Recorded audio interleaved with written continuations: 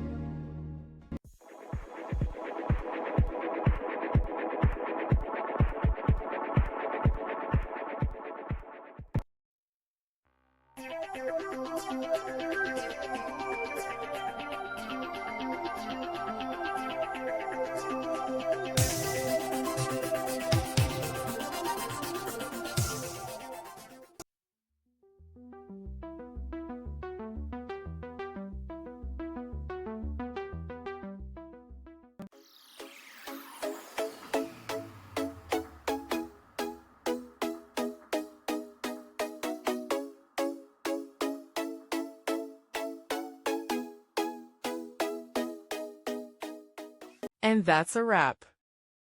I hope you found the answer you were looking for. If you did, take a second to hit that subscribe button. It really helps out.